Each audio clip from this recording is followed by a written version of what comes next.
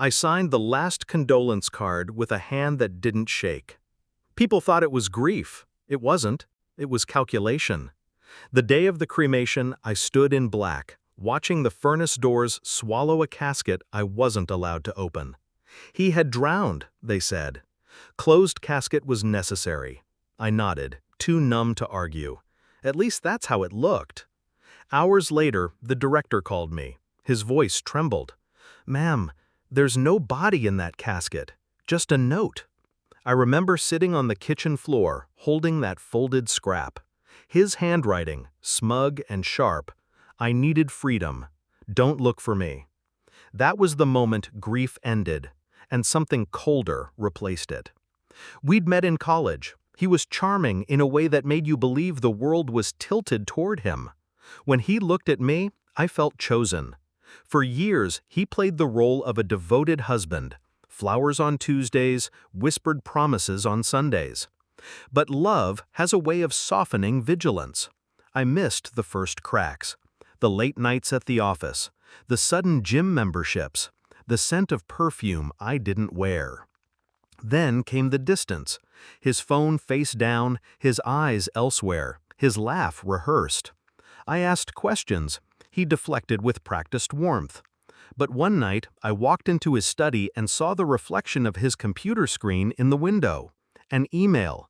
Flights booked. Destination? Unknown. And her name. His secretary. That was the first time my heart broke. The second was when I realized he'd been planning his own disappearance. Most women would have confronted him, screamed, begged. I did none of that. I smiled, cooked dinner, kissed his cheek, and I waited. Because storms don't announce themselves, they gather, quietly. The day news came that his car had gone off a bridge, I played the grieving widow. Police, insurance adjusters, lawyers.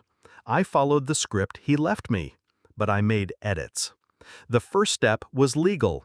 His death certificate made me sole inheritor.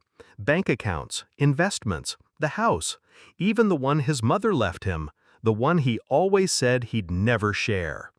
The second step was financial. I liquidated, consolidated, tied every thread of his empire into my name. The third was silence.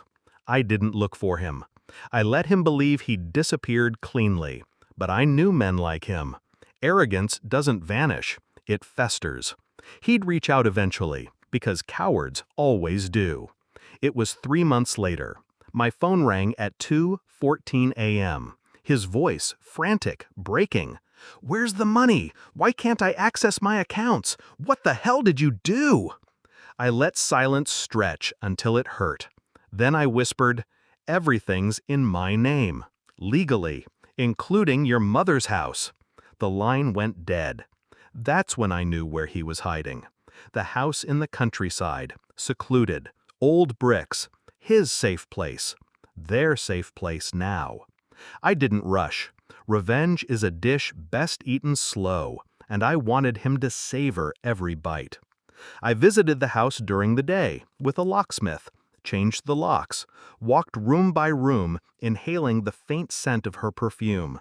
A sweater of hers on the back of a chair, 2 wine glasses in the sink. I smiled as I packed their things into black bags and set them neatly on the porch. Then I called the police, reported squatters, trespassing, gave them the address, and finally, I drove away, knowing exactly what was about to unfold. The confrontation wasn't cinematic. No shouting, no violence, just reality hitting like a sledgehammer. He called again, this time screaming, "You ruined me! This was all I had left!"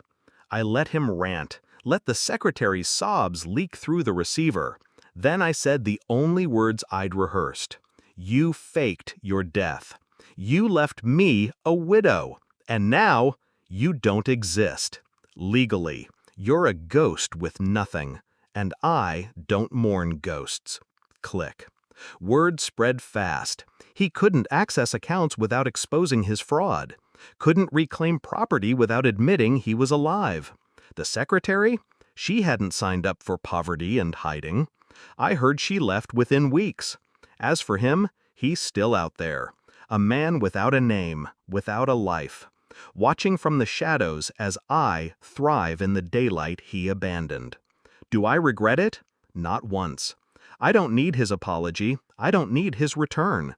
I have the satisfaction of knowing he lives every day suffocated by his own plan. He thought faking death would give him freedom, but it gave me power. And sometimes, when I walk through his mother's house, the one he cherished more than me, I pause in the silence and think, this is the home he hid in. This is where he thought he'd start over. Instead, it's where his story ended and mine began.